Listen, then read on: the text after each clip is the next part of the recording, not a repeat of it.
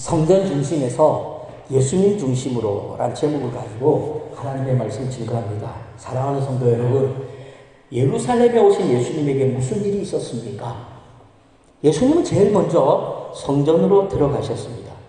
성전에서 예수님은 장사하는 자들을 다 내쫓으시면서 너희가 성전을 강도의 소굴로 만들었다고 막 채찍을 이루시고 책망하셨습니다.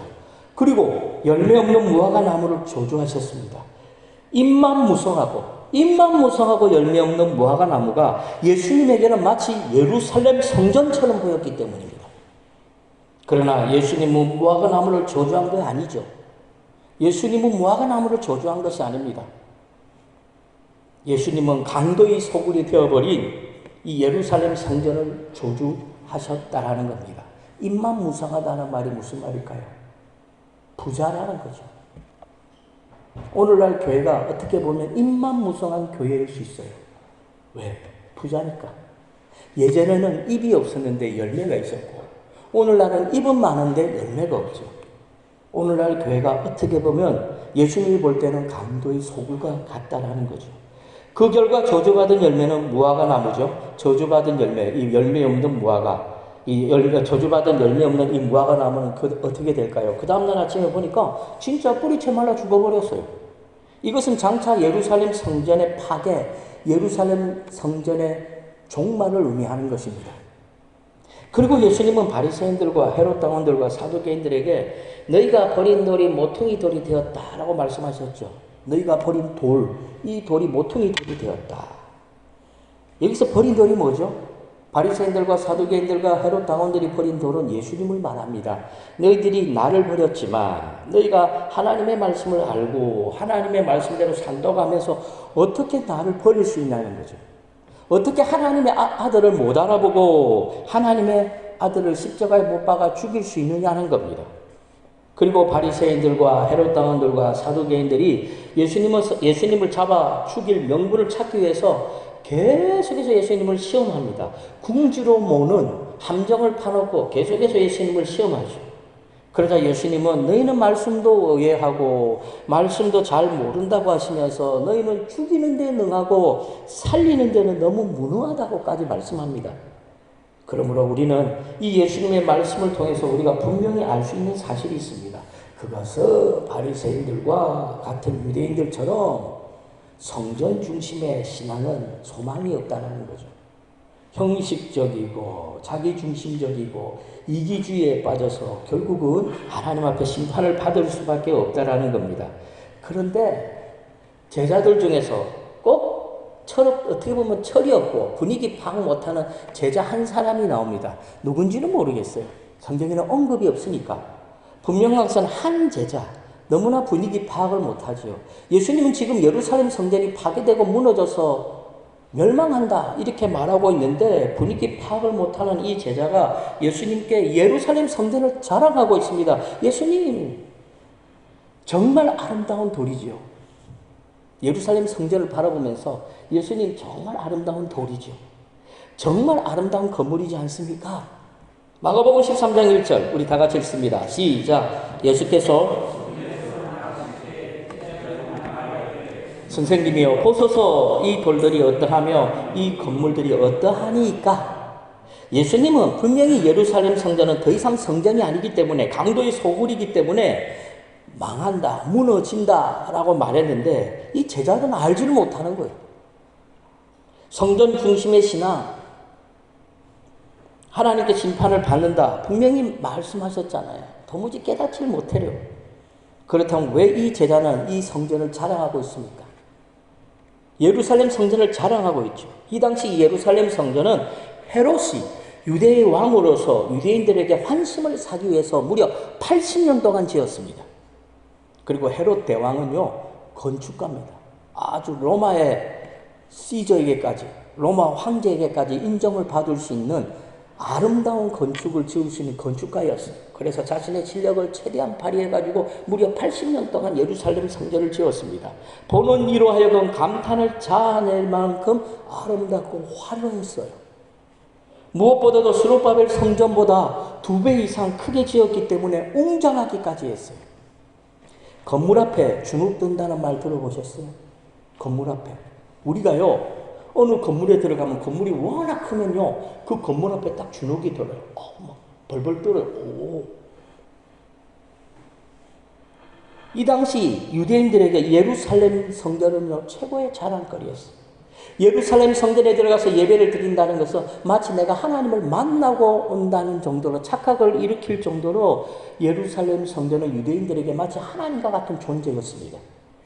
그래서 예수님에게 자랑한 거죠. 최고의 자랑거리니까. 예수님, 예루살렘 성전이 아름답지 않습니까? 그러자 예수님이 뭐라고 말씀하십니까? 이 성전은 돌 하나도 돌 위에 남지 않고 다 무너진다라고 말씀하셨어요.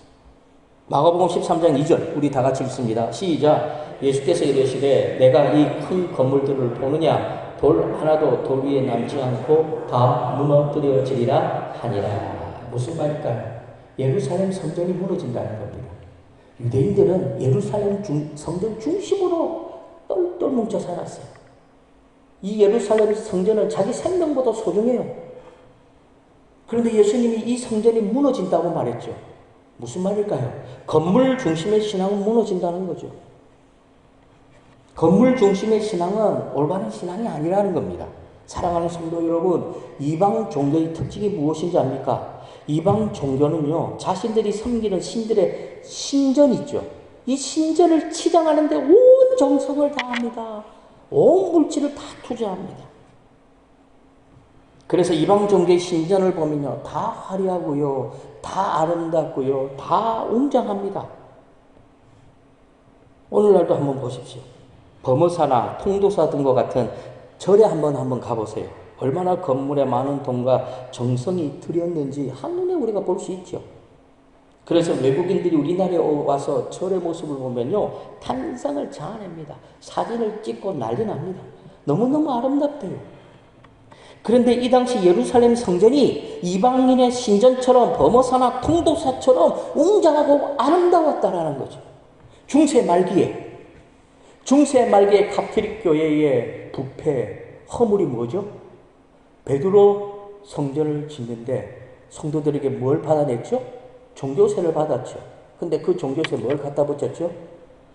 베드로 성전에 기부하면은 너희들의 죄가 탕감되어지고 혹시 너희 부모들이 천국에 못 갔다면 너희 부모들이 어디 간다고요? 천국 갈 수 있으니까 야 빨리 돈으로 헌금을 해라. 말도 안 되죠. 왜 이렇게 했을까요? 눈에 보이는 성전을 치장하는데 지금도 이태리 한번 가보세요. 이태리 가보면요, 야 성전이 너무너무 우람해요. 너무 화려해요. 너무 아름다워요. 그런데 예수님은 그런 성전을 바라보고 뭐라고 말씀합니까? 이거 성전 아니다. 이거 성전 아니다는 거예요. 무너진다라는 거죠. 예루살렘 성전이 얼마나 화려하고 얼마나 아름다웠을까요? 유대인들은 예루살렘 성전을 자랑으로 여겼어요. 생전에 죽기 전에 이 예루살렘에 와서 예배드리는 것을 소원할 정도로. 그래서 모든 유대인들의 자부심을 느낄 정도로 그들은 예루살렘 성전 중심의 삶을 살았어요. 그러나 예수님에게 예루살렘 성전은 더 이상 성전이 아니었습니다. 회칠한 무덤과 같았어요. 회칠한 무덤이 뭐죠? 하얀 회를 딱 씌워놓으면요, 하얗잖아요. 그게 햇빛을 받아봐요. 반사되죠. 빛이 나요. 얼마나 아름다워요. 그런데 무덤이잖아요. 그 속에는 뭐가 있어요? 송장 썩는 냄새가 나는 거죠. 예수님에게 예루살렘 성전은 회칠한 무덤과 같았어요. 강도의 소굴이었어요. 그래서 성전이 아니니까 무너진다라는 겁니다. 그러므로 저와 성도님들도 유대인들처럼 눈에 보이는 건물, 눈에 보이는 성전에 얽매이는 신앙생활을 하면 안 돼요. 성전으로서 예수님을 주인으로 섬기는 신앙생활을 해야 돼요. 눈에 보이는 성전이 아니라 누가 성전이에요? 우리가 성전이에요. 여러분들이 성전이에요. 사랑하는 성도 여러분, 기독교 신앙의 중심은 눈에 보이는 아름답고 웅장한 건물이 아닙니다. 기독교 신앙의 중심은 예수 그리스도입니다. 그러므로 건물에 집착하면 안 되지. 눈에 보이는 건물은 예수 믿는 성도들이 모여가지고 예배 드리고 말씀을 공부하고 성찬을 나누고 교제를 나누는 공간에 불과한 것입니다. 그래서 가장 이상적인 교회가 오순절날 마가다락방에서 성령 받은 사도들에 의해서 세워진 예루살렘 교회라고 말을 하고 있잖아요. 그렇다면 예루살렘 교회는 어떤 교회입니까? 예루살렘 교회는 건물이 많아요? 적어요? 몇 평입니까? 성경에 보면 그 어디에도 사도들이 세운 예루살렘 교회의 건물에 대한 언급이 없습니다. 왜 없을까요? 건물이 없으니까. 예루살렘 교회는요, 건물이 없어요. 사도들이 이 당시 중시한 것은 건물이 아니었어요. 사도들이 중시한 건 뭐였을까요? 예수 믿는 성도들. 신앙의 중심이 오직 예수 그리스도였기 때문에 예수 믿는 사람, 예수 믿는 성도들이 교회였어요. 그래서 두세 사람이 예수의 이름으로 모인 것이 교회였다고요. 누군가의 가정집에 모였어요. 그 집이 예루살렘 교회예요. 만약에 우리 부강교회가 김동화 장로님 집에서 만약에 주일 예배를 드렸잖아요. 그럼 김동화 장로님 교회가 우리 부강교회라고요. 그 다음 주일에는 우리 오종자 권사님 집에서 예배를 드렸지요. 그럼 오종자 권사님 집이 부강교회라고요. 예루살렘 교회가 그랬다는 거예요. 누군가의 가정집에 모여서 그 가정집에서 예배드리고 성찬을 나누면 그 가정집이 예루살렘 교회였고, 건물이었고 예배드릴 장소가 없으면 들판에서 모여가지고 그 들판에서 예배를 드렸다면 그 들판이 예루살렘 교회였다라는 것입니다. 그래서 120명의 성도들이 모여서 마음을 같이하여 기도한 것은 유대인들이 자랑하는 예루살렘 성전처럼 웅장하지도 않고 화려하지도 않지만 하나님이 기뻐하시는 예루살렘 교회라는 거예요. 그래서 그런지 몰라도 사도행전이나 서신서들을 보세요. 로마서나 바울 서신들을 보십시오. 베드로 전후서를 보십시오. 그 어디에서도 초대교회의 건물에 대한 기록이 없습니다. 왜냐하면 초대교회 성도들이 중시한 것은 건물이 아니고 오직 교회의 머리 되시는 예수 그리스도의 신앙, 예수 그리스도 중심의 신앙, 믿음, 그것이 중심이었기 때문입니다. 오늘날도 성경 중심의 신앙을 가지고 있는 분들이 있더라고요. 이런 분들은 성경 건축이 마치 사명이기처럼 생각해요. 죄송하지만 성경 건축은 사명 아닙니다. 성경 건축은 해도 되고 안 해도 돼요. 우리가 필요에 따라서 우리 부강교회가 1000명이 되고 2000명이 되고 3000명이 되면 우리는 어쩔 수 없어요. 왜? 예배 드릴 수가 없잖아요. 그래서 성전을 넓혀가는 거죠. 그러나 넓힐 필요가 없으면 넓힐 필요가 없는 거예요. 왜 넓힙니까? 성전 건축은 사명이 아니에요. 어떤 목사님들은 그러더라고요. 나는 한평생 동안 교회 3개를 지었다. 그건 사명이 아니에요. 자랑이 아니에요. 왜? 돈만 있으면 지어요, 교회는. 만약에 그 목사님이 나는 한평생 동안 500명을 전도했다. 이건 자랑이죠. 나는 한평생 500명을 전도했다. 하나님 앞에 상급이죠. 나는 한평생 동안 교회 10개를 지었다. 그거 자랑 아니에요. 믿지 않는 사람들도 재벌들도 돈 가지고 얼마든지 지을 수 있어요. 사명은 영혼 구원이지 성전 건축이 아닙니다. 성도는 몇백 명밖에 안 되면서 몇천 명 모이는 예배 드릴 수 있는 성전 건물을 짓는 거 잘못된 겁니다. 부흥할 것을 믿고 미리 교회를 크게 짓는다고 말을 하지만 죄송하지만 그건 교만이죠. 성전 건축, 교회 부흥이 자기 뜻대로 됩니까? 교회 부흥은요, 성령의 역사인 거예요. 다시 말해서 하나님의 뜻대로 되는 거예요. 그런데 마치 내가 교회를 크게 지어놓으면 하나님이 우리 교회에 가득 채워줄 것이다. 이런 교만한 사람들이 있죠. 이건 믿음이 아니고 독성이에요. 독성. 악한 거죠. 그래서 부채도 못 갚고 교회 건물이 경매에 넘어가가지고 하나님의 교회와 같은 이단들에 의해서 팔려가 버려요. 얼마나 수치스럽고 부끄러운 일입니까? 사랑하는 성도 여러분, 성전이 크고 아름답고 웅장하다고 해서 성도들의 신앙이 성장하고 성도들이 영적으로 건강해지는 거 아닙니다. 교회가 성전 중심의 신앙으로 흘러갈 때 교회는 형식적이 되고 자기중심적이 되고 이기적일 수밖에 없습니다. 그러면 다른 사람들이 눈에 보이지 않아요.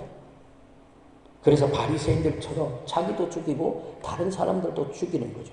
그러면서 자기는 뭐라고 그러죠? 나는 틀리지 않았다. 나는 하나님의 말씀대로 살았다. 그래서 예수님이 그들을 향해서 말하죠. 화 있을진저.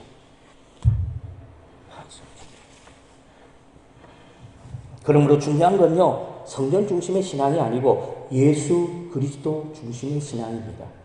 예수님이 중심이 아닌 교회는 죄송하지만 교회가 아니고 기독교도 아닙니다. 이방 종교와 다를 바가 없죠. 그래서 예수님은 이방 성전, 예루살렘 성전이 철저하게 파괴될 것을 말씀하신 거죠. 어떤 분들은 성전이 어떻게 무너질 수 있습니까? 이렇게 말하는 분이 있죠. 목사님, 하나님의 성전인데 어떻게 무너질 수 있습니까? 이미 성전이 아니기 때문에 무너지는 겁니다. 예전에는 성전이었겠죠. 시간이 지나가면서 부패하고 썩어져서 강도의 소굴이 된 지 이미 오래예요. 성전이 아니에요. 성전이 무너졌다는 말은 성전이 아니라는 겁니다. 그런데 예수님이 예루살렘 성전이 철저하게 무너질 것이라고 말씀하셨을 때 이 당시 유대인들에게는요, 충격이었어요. 앞서 얘기했죠. 예루살렘 성전은 유대인들에게는 생명과 같아요. 예루살렘 성전은 유대인들에게는 마치 하나님과 같아요. 그래서 예루살렘 성전에 가서 예배 드리는 것이 그들에게 간절한 소원이 될 수 있도록 예루살렘 성전을 바라보면서 감격하고 그 앞에서 기도하는 것을 마치 내가 하나님을 대하는 것처럼 생각을 했다는 거예요. 그런데 예수님이 예루살렘 성전이 무너진다고, 그것도 철저하게 무너진다고 말하니까 유대인들에게는 충격이죠. 특히 제자들에게는 예수님의 말씀이 무섭고 두려운 겁니다. 이 당시 유대인들에게 예루살렘 성전은 하나님이라고 그랬어요. 예루살렘 성전이 무너진다는 것은 무슨 말일까요? 예루살렘 성전이 하나님께 심판받는다는 거죠. 그러므로 성전이 철저하게 무너진다는 예수님의 말씀은 사람들로 하여금 두려움에 떨기에 충분했다라는 겁니다. 그래서 베드로와 야고보와 요한과 안드레는 두려운 마음을 가지고 예수님께 조용하게 다가와가지고 예수님, 어느 때에 이런 일이 있겠사오며 이 모든 일이 이루어지려 할 때에 무슨 징조가 있사오리까? 조용히 예수님께 묻습니다. 마가복음 13장 3절과 4절 우리 다 같이 읽습니다. 시작. 예수께서 베드로와 야고보와 요한과 안드레가 조용히 묻되 우리에게 이르소서 어느 때에 이런 일이 있겠사오며 이 모든 일이 이루어지려 할 때에 무슨 징조가 있사오리까? 사랑하는 성도 여러분, 성전도 무너집니다. 예루살렘 솔로몬 성전도 무너졌고 스룹바벨 성전도 무너졌고 헤롯 성전도 무너진다는 겁니다. 그런데 왜 무너지죠? 이미 성전이 아니기 때문에 무너집니다. 강도의 소굴이 되었기 때문에 무너집니다. 그래서 솔로몬 성전도 스룹바벨 성전도 오늘 본문에 등장하는 헤롯 성전도 무너지는 거죠. 이것은요, 오늘날도 예외가 아닙니다. 오늘날도 성전, 교회가 무너집니다. 그러므로 우리가 심려를 기울여야 할 것은 눈에 보이는 성전이 아닙니다. 물론 교회 건물이 웅장하고 화려하면 그게 나쁘진 않죠. 없는 것보다 낫죠. 그렇다고 교회가 사명을 잘 감당하고 믿음이 성장하는 것이 아니라는 거예요. 아름다운 교회에서, 웅장한 교회에서 신앙생활을 하면 내 믿음이 커지고 그 아름다운 교회 때문에 내가 구원받는 거 아니라는 것입니다. 그러므로 우리가 정성을 쏟아야 할 것은 교회 건물이 아니고 영혼이죠. 생명이죠. 내 자녀, 내 자녀의, 어린 자녀의 눈동자를 한번 바라보세요. 이 자녀가 나중에 천국 가야 될 텐데 이 세상에 살다가 지옥 가면 어떻게 하나, 이런 마음이 우리에게 있어야 돼요. 가장 중요한 거는 눈에 보이는 게 아니에요. 생명이 소중하고 영혼이 소중한 겁니다. 하나님은 아름답고 웅장한 성전보다 한 영혼을 온 천하보다 귀하게 여기시는 분이라는 사실, 이 사실 잊어버리면 안 됩니다. 마가복음 8장 36절 우리 다 같이 읽습니다. 시작.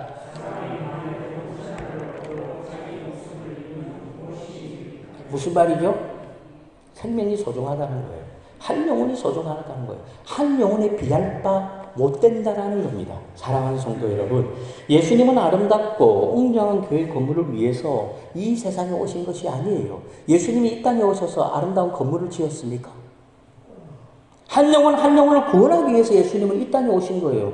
가만히 내버려두면 지옥 가니까 지옥 가지 않도록 천국 갈 수 있도록 예수님이 이 땅에 오신 겁니다. 그래서 예수님은 인자가 온 것은 잃어버린 자를 찾아 구원하기 위해서 오셨다라고 말씀하고 있습니다. 누가복음 19장 10절에 우리 다 같이 읽습니다. 시작. 인자가 온 것은 잃어버린 자를 찾아 구원하려 함이라. 그러므로 물질은, 우리가 가진 돈은 영혼을 구원하는 데 사용할 때 그 가치가 있는 거예요. 그리고 건물은 그 영혼들의 필요에 따라서 지을 수도 있고 안 지을 수도 있는 거죠. 교회는 건물 중심이 되면 안 됩니다. 교회가 건물 중심으로 되어가면 교회는 부패해져 버리죠. 교회가 건물 중심으로 가면 교회는요, 부자들을 환영하고 가난한 자들을 홀대하게 되어 있습니다. 교회는 영혼 중심으로 옮겨가야 돼요. 부자든 가난하든 그 한 영혼 한 영혼이 중요합니다. 그런데 여전히 예루살렘 성전을 하나님 보듯하는 제자들은요, 예수님께 언제 성전이 무너지겠습니까? 성전이 무너지려 할 때 어떤 징조가 있겠습니까? 라고 묻고 있는 거죠. 마가복음 13장 4절 우리 다 같이 읽겠습니다. 우리에게 이르소서 어느 때에 이런 일이 있겠사오며 이 모든 일이 이루어지려 할 때에 무슨 징조가 있사오리까? 그런데 이 질문을 가만히 보면요, 이 질문 자체가 이미 성전이 무너지지 않기를 바라는 제자들의 마음이 담겨있죠. 유대인들에게 성전 파괴는 종말을 의미해요. 세상의 끝을 의미한다는 겁니다. 그러므로 제자들이 예수님께 언제 성전이 무너지겠습니까? 성전이 무너지려고 할 때 어떤 징조가 있겠습니까? 이렇게 한 질문은 세상의 종말이 언제 이루어지며 세상의 종말이 이를 때에 어떤 징조가 나타나겠습니까? 라고 질문한 것과 똑같습니다. 그래서 두려운 마음으로, 떨리는 마음으로 예수님께 조용히 다가와가지고 예수님께 질문한 거죠. 사랑하는 성도 여러분, 모르는 것을 알고자 하는 것은 잘못된 건 아니죠. 제자들이 예수님께 와서 잘 모르니까 예수님께 질문해서 알고자 하는 거 잘못된 것이 아닙니다. 오히려 모르는 것을 그냥 넘어가는 것이 잘못입니다. 그래서 신앙을 위협하는 것은 지식이라고 생각하는 분들이 있죠. 이 지식이 우리의 신앙을 넘어뜨리고 우리가 하나님의 믿음에 온전히 서지 못하게 한다라고 생각하는데 그건 잘못된 생각입니다. 성도들이 하나님 말씀대로 살기 위해서는 지식이 필요합니다. 사람이 자신이 원하는 분야에서 최고가 되기 위해서는 지식이 필요한 것처럼 하나님 말씀대로 살기 위해서는 성도들이 지식이 필요하다는 거죠. 물론 이 지식은 세상 사람들이 추구하는 지식과는 다릅니다. 세상적인 지식은 하나님을 알 수가 없죠. 그러나 하나님을 알 수 있는 이 지식은 믿음에 의존하는 영적인 지식이고 신령한 지식입니다. 그래서 영적인 지식이 없는 사람은 세상적인 지식 탐구에만 매달리게 되고 그러다 보면 어떻게 되지요? 자기중심적으로 흘러가게 되고 형식주의가 되고 화려하고 아름답고 웅장한 것에 매료되어지고 그래서 눈에 보이는 것이 마치 하나님인 것처럼 그래서 성전이 뭐가 되지요? 우상이 되어버립니다. 그래서 광신자가 되지요. 왜 예수님이 예루살렘에 오셔서 예루살렘 성전을 무너뜨린다, 파괴될 것이라고 말씀하셨을까요? 예수님의 눈에는 이미 예루살렘 성전이 우상이었기 때문입니다. 모든 유대인들에게 우상이 되었어요. 그러므로 저와 성도님들은 예수님 중심의 신앙생활을 해야 돼요. 예수님 중심, 믿음 중심, 말씀 중심의 신앙생활을 해야 된다는 겁니다. 내 생각보다 중요한 건요, 하나님의 뜻이에요. 하나님의 말씀입니다. 오늘날 성도들은 왜 이렇게 자기 기분에 따라서 움직입니까? 내가 싫으면 다 싫나요? 내가 싫으면 다 싫어요? 믿음도, 야, 이 교회 내 마음에 안 드네. 교회 옮기자. 그게 맞습니까? 내 마음에 맞든지 안 맞든지 그건 중요하지 않아요. 하나님의 뜻에 맞으면 내 마음에 맞지 않다 할지라도 우리는 어떻게 해야 됩니까? 순종해야 돼요. 근데 오늘날은 특히 우리 애들 자기가 싫으면 안 해요. 세상에 어떻게 자기가 좋아하는 것만 하고 살 수 있습니까? 세상 살아보시면 다 아시잖아요. 세상에 내가 좋아하는 것만 하고 어떻게 삽니까? 고립되고 방출되는 거예요, 그런 사람들은. 그러므로 내 생각은 그다지 중요하지 않아요. 하나님의 생각이 중요한 겁니다. 하나님의 말씀이 중요한 거죠. 내가 하나님의 뜻을 온전히 분별하는 것이 중요한 거예요. 그래서 내 생각대로 사는 것이 아니라 내 기분대로 내가 좋아하는 방식으로 사는 것이 아니라 하나님이 기뻐하는 삶을 사는 거죠. 하나님이 기뻐하는 삶이 뭡니까? 영혼 구원입니다. 한 영혼 한 영혼을 구원하는 사명자로서 저와 성도님들이 살아갈 때 하나님이 기뻐하십니다. 한번 생각해 보십시오. 하나님, 병을 고쳐주십시오. 하나님, 우리 가정의 이 문제를 해결해 주십시오. 하나님, 나 부자 만들어 주세요. 하나님, 나 건강하게 해주세요. 이렇게 기도하면서 정작 자기는 사명자가 아니에요. 하나님의 일을 하지 않습니다. 하나님이 응답해 줄까요? 우리가 물건을 살 때도 그렇죠. 마트에 가서 아이스크림을 하나를 삽니다. 그냥 가져가면 어떻게 됩니까? 난리 나죠. 물건을 살 때도 어떻게 합니까? 대가를 치르는 거예요. 우리가 하나님 앞에서 하나님의 축복의 사람이 되기 위해서는 대가를 치러야 돼요. 눈물 흘리고 씨를 뿌려야 돼요. 하나님 말씀대로 살아야 된다는 겁니다. 그러므로 저와 성도님들은 예수 그리스도의 중심의 삶을 통해서 하나님의 사명자로서 하나님 앞에 착하고 충성된 종들이 다 되어지기를 주님의 이름으로 간절히 축원합니다.